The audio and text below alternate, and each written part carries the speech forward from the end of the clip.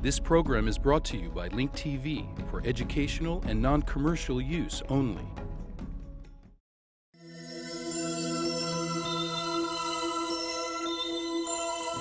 Mosaic, a daily news program from Link TV, presents a selection of news reports from independent and state-controlled broadcasters from throughout the Middle East.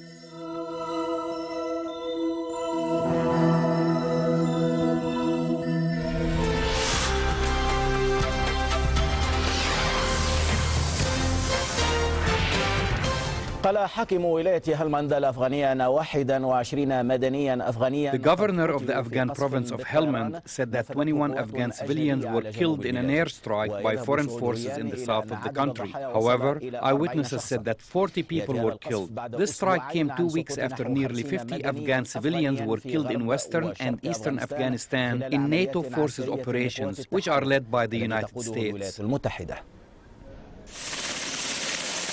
هذه قرية سانجين بولاية هلمند جنوب أفغانستان التي أخرجتها قوات التحالف الذي تقوده الولايات المتحدة من المجهول قبل أسابيع عندما قام جنود التحالف. This is the Sangin village in the Helmand province in southern Afghanistan. The NATO forces, led by the United States, left this village a few weeks ago when the coalition soldiers raided the homes of the residents searching for Taliban members. However, these visits have been repeated. The last one was last night when the coalition forces' airplanes attacked the village, killing some 20 civilians, including women and children, this according to the governor of the province. Eyewitnesses said that the strike killed 40 civilians, injured others, and caused material damage. This is not the first time that Afghan civilians were subjected to coalition NATO airstrikes, which were always followed by statements saying that the strike was a mistake and that the Taliban members were the targets. However, these foreign forces seem to be repeating their mistakes. By imposing their presence in Afghanistan to help advance peace and reconstruction in the country, these forces have placed the governing authorities in Kabul, especially Hamid Karzai,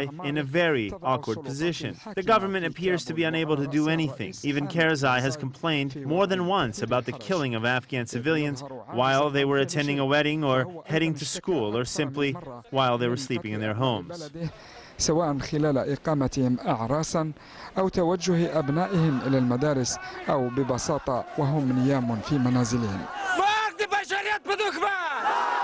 وفي شهر إبريل الماضي قتل نحو 50 مدنيا أفغانيا. Last April, nearly 50 Afghan civilians were killed in the Herat province in a NATO airstrike. This provoked growing anger among the Afghans who participated in demonstrations condemning the Americans and the official Afghan authorities. Afghan opinion continues to fluctuate between using force and using politics to achieve peace in their country. It seems that instead of clearing the country of the Taliban, which fell from power 6 years ago, these attacks end up clearing out Afghanistan of its Afghan citizens.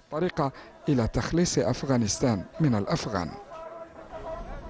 في غضون ذلك دعا البرلمان الأفغاني قوات التحالف إلى وقف عملياتها العسكرية. Meanwhile, the Afghan parliament called on NATO forces to stop their military operations in Afghanistan unless they come under attack or pre-coordinate with the army, police, or the Afghan government. The parliament also approved conducting a dialogue with members of the Taliban movement, indicating that there must be a distinction between Taliban movement members and Pakistani or Al-Qaeda fighters. The parliament believes that the aim of the dialogue is to convince Afghan members of the Taliban to accept the government. The International Security Assistance Forces, led by NATO, denied responsibility for killing Afghan civilians in Helmand. Addressing the vote in the Afghan Senate, a spokesman for the NATO in Afghanistan said that he does not want to exaggerate the importance of the vote in the Afghan parliament. I do not consider this at the moment to be I do not consider this at the moment to be a decisive approach to our situation here. I think it will be wrong to perceive it this way. However, I think that it is definitely an alarm bell for NATO to pay attention to these fears.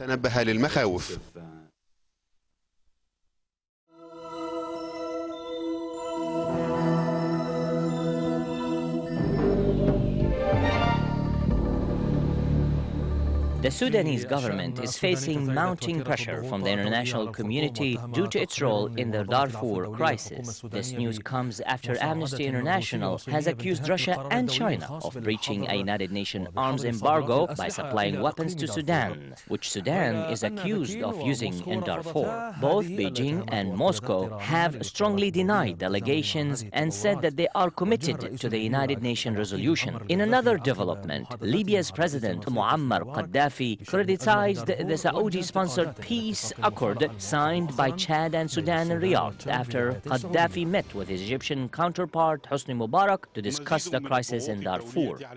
The Sudanese government is facing mounting pressure from the international community due to its role in the Darfur crisis. Amnesty International has accused Khartoum of breaching a UN arms embargo on Sudan's western regions. In a published report, the UN watchdog said that it was deeply dismayed by the flow of arms exported by China and Russia and said that the weapons are often diverted by Khartoum into Darfur and then into the hands of government-backed Janjaweed militias, who are accused of carrying out attacks against African tribes in western Sudan. In a previous report, the UN accused Khartoum of flying weapons into Darfur in violation of UN Security Council resolutions. The Sudanese government had denied the allegations and said that it had used the aircrafts to transport food supplies and not weapons.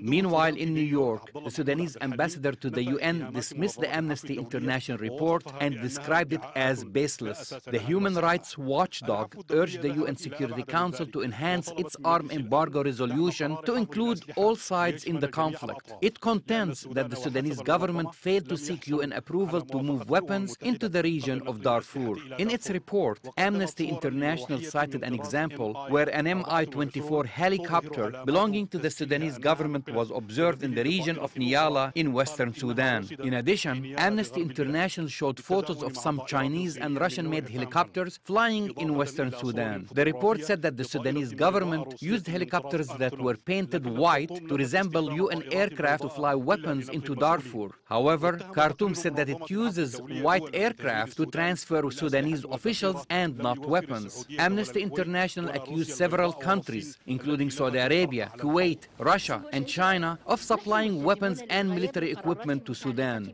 China strongly and immediately denied the UN allegations. We are committed to the UN Security Council resolution, and China has not violated the UN arms embargo.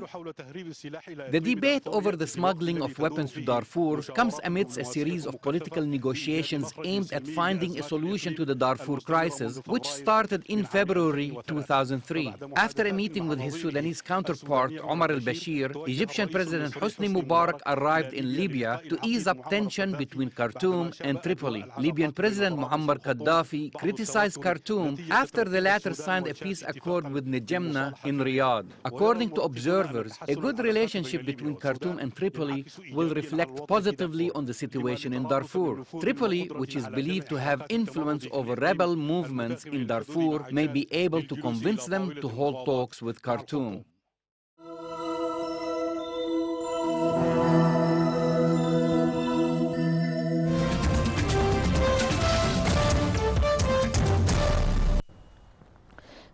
Jan Eliasson, the UN Special Envoy to Sudan, and Dr. Salim Ahmed Salid, the African Union Envoy to Sudan, have arrived in Khartoum in an attempt to reach a permanent peace deal in Darfur. They're expected to meet with Sudanese officials to follow up on past agreements. Upon his arrival to the airport, Dr. Salim praised the Saudi efforts to mediate between Sudan and Chad. Salim said that the normalization of relations between the two countries is important for establishing security and stability in Darfur.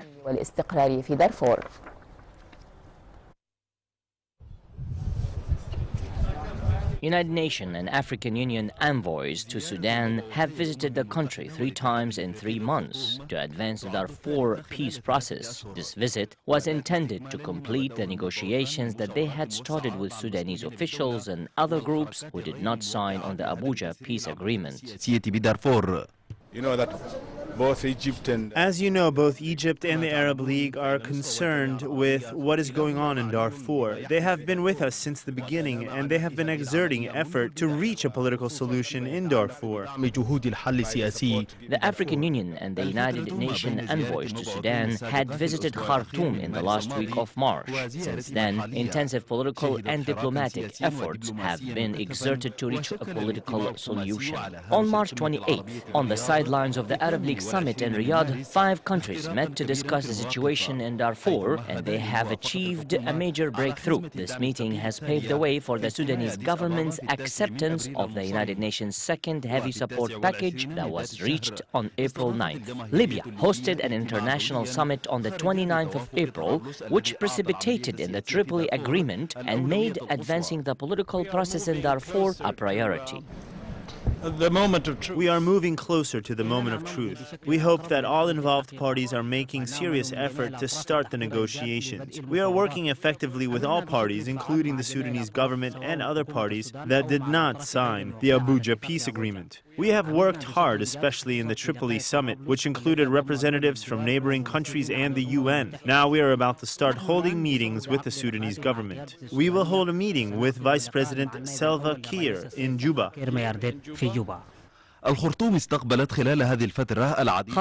has received many foreign officials and delegations in an attempt to push forward the peace process in the region. Among the officials who visited the country, South Africa's President Thabo Mbeki, Eritrea's President Isaias Afwerki, Malaysian Prime Minister Abdullah Badawi, United States Deputy Secretary of State John Makropante, Saudi Arabia's Foreign Minister Saud Al-Faisal, whose country is currently presiding over the Arab League, Egypt's Foreign Minister Abdullah Abu Ghaib, and Egypt's Intelligence Chief General Omar Suleiman. Last week, the Saudi king hosted a Sudanese-Chadian summit in Riyadh where a peace agreement was signed. This pushed the peace efforts in Darfur forward. Sudan's president visited Cairo to enhance these efforts, which has helped create a new reality and shaped a new policy towards Darfur. These efforts also opened the door for the African and international community to play a stronger role, which was weakened after the Abuja peace agreement was signed. It seems that the United Nations and African Union envoys to Sudan now believe that the Sudanese government's proposal is convincing. They are also realizing that the problem in Darfur is more complicated than many tend to think.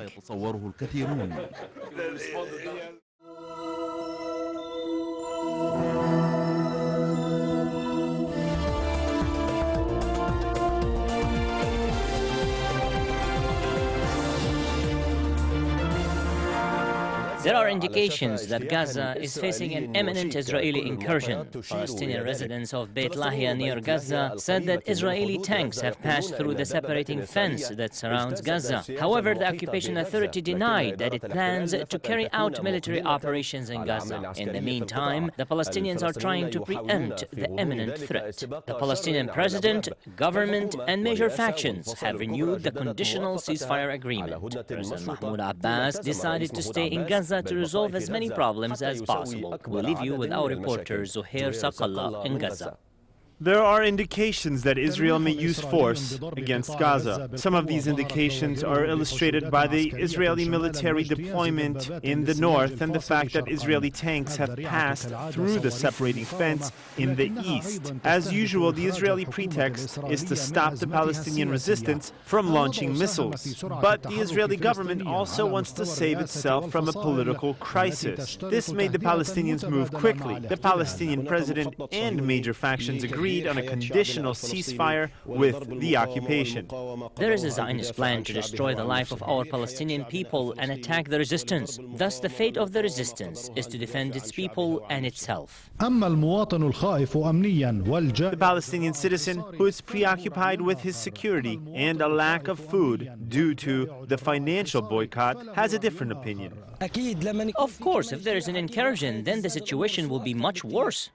This time it seems that the conditional ceasefire agreement that was reached by the Palestinian factions was intended as a preemptive measure. It was achieved through Egyptian mediation and supervision by President Abbas. The Palestinians still consider resistance one of their noblest rights. The Palestinian president decided to stay in Gaza not only to help the Palestinian factions reach a conditional ceasefire agreement, but also to deal with their problems, especially the economic situation which affects all citizens. This economic situation pushed the Palestinian leadership to persist in finding suitable ways to end this hardship. Abbas is trying to push the Palestinian factions into agreeing to a conditional ceasefire agreement because this will enable the Palestinian government to fulfill the agreements it has made with other countries. The cooling off period, internal security, and the economic situation are three independent problems. They need three different solutions. Where can one start? The decision has to be made by the Palestinian Authority and its partners.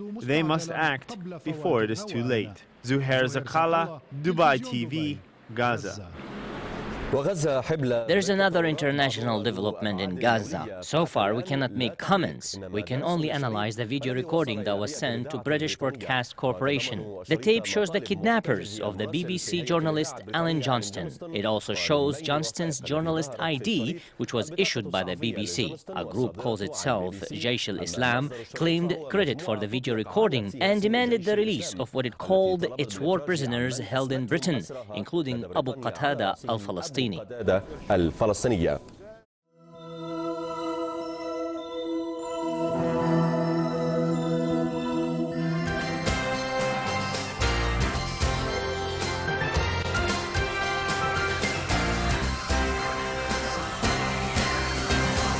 Israeli restrictions limiting Palestinian movement inside parts of the West Bank are preventing any chance for the Palestinian economy to emerge from its crisis. This, according to a report issued today by the World Bank. We get the details from IBA's Ellie Woglanter. The World Bank issued a particularly critical and scolding report today, saying Israel's restrictive policy in the West Bank, quote, increases the cost of business activity there, and it creates a high level of uncertainty and inefficiency, making the normal conduct of business exceedingly difficult, and stymies the growth and investment which is necessary to fuel economic revival. The World Bank report estimates that the Palestinians are prevented from accessing some 41 segments of highways in the West Bank, whose combined length is about 700 kilometers. According to the report, the limitations imposed on Palestinians' movement on these roads prevents their access to about 50% of the West Bank and prevents any likelihood that the Palestinian economy can grow. Moreover, the report claims that Israel's web of physical and administrative barriers goes beyond Israeli security needs and is aimed at boosting Jewish settlements. Foreign Ministry spokesman Mark Regev says the system of restrictions are necessary to counter terrorism. Quote, we have no interest whatsoever in seeing a failed Palestinian economy. Many of the current problems are a direct result of terrorism, violence, and political instability inside the Palestinian territories and the overall anarchy that exists. Ellie Woglanter, IBA News. Tomorrow, Foreign Minister Tzipi Livni will be in Cairo for landmark talks with representatives of the Arab League. Livni will meet with Egyptian and Jordanian leaders to begin discussing the Saudi peace plan adopted by the Arab League. A short time ago, former Israeli ambassador to the United Nations, Dr. Dori Gold, author of Hatred's Kingdom, Saudi Funding of Global Terrorism, he told IBA's Leah Stern how he views tomorrow's talks. Well, I think what's really important in these meetings is that Israel is now meeting with ambassadors or with foreign ministers who are representing the Arab League initiative. They have a very specific agenda. They're speaking about a full Israeli withdrawal from the territories captured in the '67 war. They're speaking about normal relations between Israel and the Arab world, not normalization, which is a whole other issue. They have on their agenda the issue of what they call the right of return of Palestinians into Israel. What's very important in such a meeting is to clarify an Israeli agenda that is as specific on each of these issues. Israel is also seeking diplomatic ties with other Arab countries, especially Saudi Arabia. What is the chance of that happening? I don't believe the chances are very good at this point. The Arab states are going to want significant progress by Israel to move towards their agenda of full withdrawal before they're going to begin giving us any serious upgrading of relations. One has to remember Saudi Arabia is under enormous internal strains. Just recently, 172 al-Qaeda operatives were detained in Saudi Arabia. There is an enormous wellspring of radical Islam in the center, in the heart of Saudi Arabia. And therefore, the Saudi leadership can't really afford to make many gestures towards Israel. In fact, what we're seeing in the last number of weeks is a distancing between Saudi Arabia and the United States for the very same reason. Dr. Dori Gold, President of the Jerusalem Center for Public Affairs and former Israeli ambassador to the UN, thank you for joining us today. Pleasure. Former Prime Minister Ehud Barak, who is vying for leadership of the Labour Party in the upcoming primaries, has joined the chorus of voices urging Prime Minister Ehud Olmert to resign. Barak made the statement at an impromptu press conference he held at Kibbutz Sdot Yam late yesterday. At the same time, Barak did not rule out serving as defence minister in an Olmert-led government in what he called a transitional government until new elections are called. Barak declined to say when he thought the election should take place. He was lambasted by his rivals in Labour, who charged that his statement was unclear, ambiguous, and did not clearly distance Barak sufficiently from Olmert. And now joining us in the studio to discuss the very volatile political situation is Jerusalem Post political affairs correspondent Gil Hoffman. Welcome, Gil. First of all, about Ehud Barak. He got very negative reactions in the press today. How do you rate his performance yesterday? Do you think that he managed to perhaps attract some more Labour voters for the primaries? I don't think so, Leah. I was there at Sdot Yam near Caesarea yesterday, a very beautiful kibbutz, but he decided purposely to have the press conference in the middle of nowhere with a parking lot as a background, really to show how things are purposely unorganized. And so in his speech, he said that he wanted Olmert to quit, and yet he really made clear that he was very eager to serve as his defense.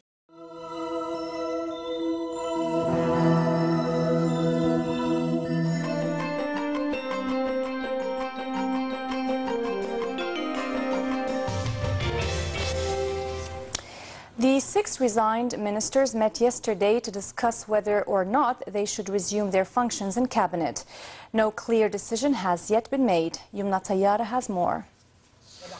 The possibility of the 6 resigned ministers to return to the government in a bid to return to their functions at their ministries has taken center stage on the internal political scene. It was reported that the Hezbollah and Amal ministers, as well as resigned Environment Minister Yaqub Sarraf, an ally to President Emil Lahoud, met last night at a restaurant on the airport road. The 6 ministers discussed the possibility of returning to cabinet, but without attending the cabinet sessions. No clear decision has yet been made. Discussions were ongoing between House Speaker Nabih Berri and Hezbollah Chief Hassan Nasrallah to reach a common understanding on the matter. Resigned Amal Minister Mohammed Jawad Khalifa reiterated his call to the other resigned ministers to resume their work at the ministries. Speaking to the Lebanese daily An-Nahar, Khalifa said the resigned ministers could resume their work, especially that their resignations were not yet accepted and no replacements were assigned. He added that this positive step must not be viewed as a political failure, but as a step that could be used to diffuse tension. He further said that every player in the political arena must work towards creating a calm atmosphere prior to the presidential debate.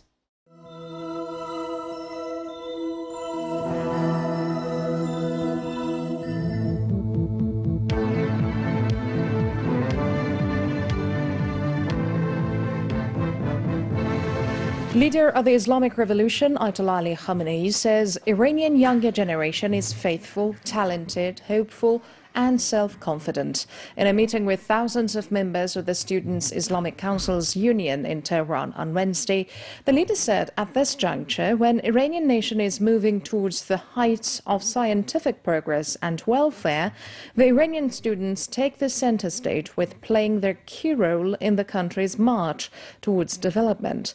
The leader said the enemies have always tried to demoralize Iranian youth, but such plots have been foiled thanks to the vigilance of the youth.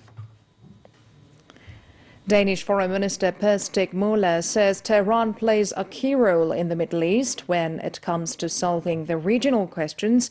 In a meeting with visiting Iranian Foreign Minister Manouchehr Mottaki in Copenhagen on Wednesday, Møller termed as very constructive Iran's participation in the Sharm el-Sheikh conference.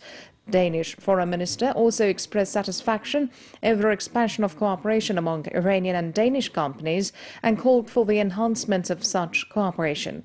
Iranian Foreign Minister, for his part, underlined Iran's stance on the restoration of peace and security to Iraq and said the Iraqi nation is paying a high price for the insecurity in the war-shattered country due to the U.S. unilateral policies in Iraq. Iranian Foreign Minister is now on a tour of some Scandinavian countries. Mayor of Tehran, Mohammad Bagher Ghalibaf, was reinstated in his post on Wednesday. Ghalibaf retained his post with overwhelming majority of votes cast in his favor by members of Tehran Islamic City Council. The council chose him from the two candidates who both gained 7 votes in the previous round of voting. Iran's ambassador to the United Arab Emirates, Hamid Reza Asafi, said on Tuesday the 12 Iranian divers detained by the UAE's coastal guards were released. Asafi noted that Tehran had followed up the case by sending a note to the UAE's foreign ministry immediately after being informed of the divers' detention. The ambassador added, in a meeting with a UAE deputy foreign minister earlier Tuesday, the official had expressed hope that divers would be released within coming days. The divers were on a mission in international waters when they were arrested by UAE's patrols last Tuesday and then transferred to the UAE. The White House warned Democrats Wednesday that President George W. Bush would veto an Iraq funding bill that would bankroll the war in Iraq for just 3 months. The White House threat came a week after Bush issued only the second veto of his presidency against a bill tying war funding to a timetable to start withdrawing U.S. soldiers from Iraq in October, with a target to get most of combat troops out by March 2008. British Prime Minister Tony Blair is to announce Thursday when he plans to step down as Labour leader, triggering a contest to succeed him in the coming weeks. Blair is to tell his cabinet colleagues of his intentions and then travel to northeast England to make an announcement about his future. The British Premier is also widely expected to announce that he will stand down either at the end of June or the start of July, likely handing over power to Finance Minister Gordon Brown.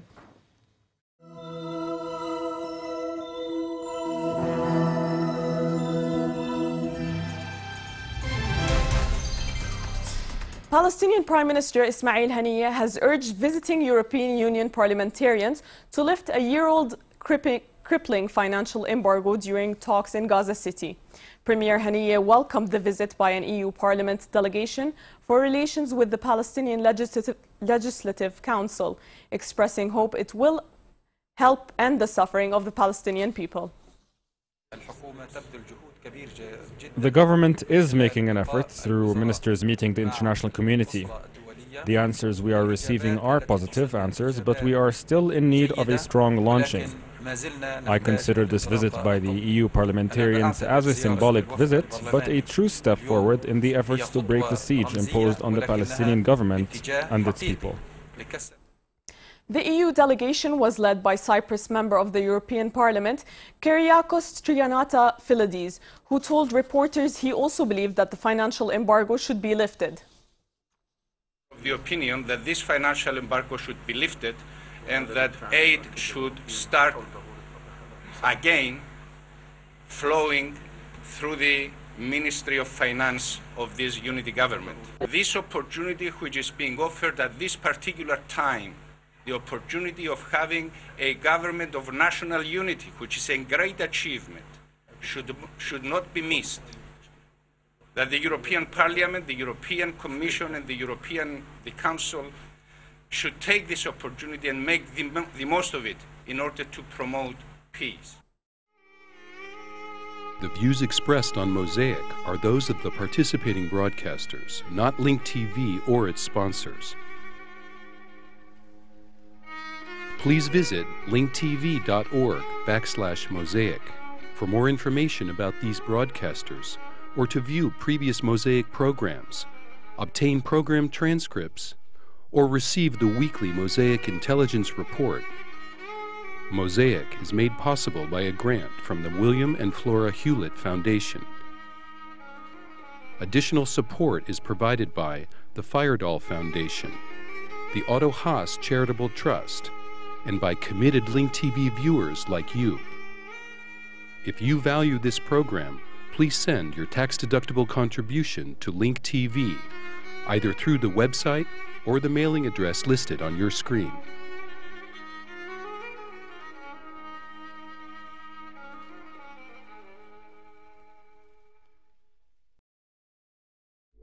This program was brought to you by Link TV for educational and non-commercial use only.